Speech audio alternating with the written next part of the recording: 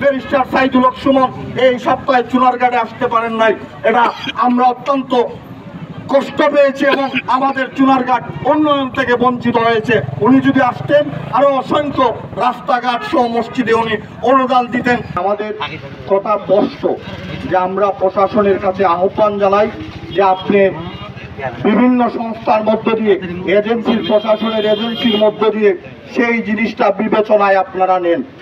যারা ব্যারিস্টার সাইদুল হক সুমনের বিপক্ষে নির্বাচন করেছে বিভিন্ন দলের, তারাও আজকে ব্যারিস্টার সুমনের পক্ষে আজকে কোনো আপোষ নাই। আমরা ব্যারিস্টার সুমনের ভালো কাজের জন্য আমরা আজকে এখানে সমাবেত হয়েছি। এই জিনিসটা আপনারা যদি লক্ষ্য করেন, যারা নৌকার নির্বাচন করেছে, যারা ইগলের করেছে, যারা নির্বাচন বর্জন করেছে, এখানে তিনোটা পক্ষ এক হয়েছে। তাই আমি প্রশাসনের কাছে আহ্বান জানাবো অনতি বিলম্বে যে আমাদের মানবতার পেরিওয়ালা ব্যারিস্টার সাইদুল হক সুমন, চুনারঘাটের মানুষের অত্যন্ত হৃদয়ের মানুষ, চুনারঘাটের উন্নয়নের দ্বারক বাহক যাকে বলা যায়, এবং চুনারঘাটের অসংখ্য ভালো কাজের রাজসাক্ষী হিসাবে ইতিমধ্যে চুনারঘাটবাসীর হৃদয়ে স্থান করে নিয়েছেন। তাই ব্যারিস্টার সুমনকে চুনারঘাটবাসী কেন সারা বাংলাদেশের মানুষের হৃদয়ে স্থান করে নিয়েছেন সেটা মুছে ফেলা যাবে না।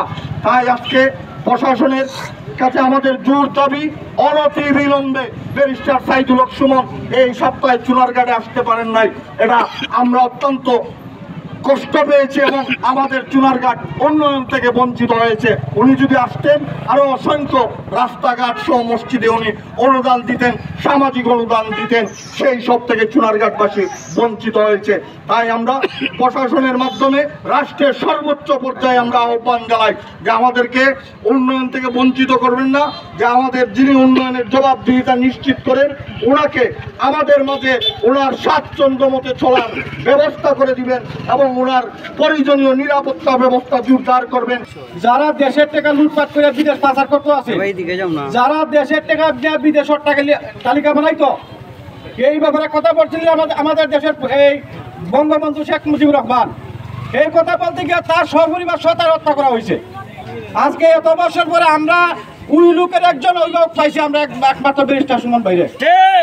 ব্যারিস্টার সুমন ভাই যারা দেশের টাকা মাইরা বিদেশ নিয়ে পাচার করতেছে, যারা দেশের মানুষের হক মাইরা বিদেশ পাচার করতেছে, এই কথা বলতে গিয়ে তারে মাইরে লওয়ার হুমকি দেওয়া হয়েছে।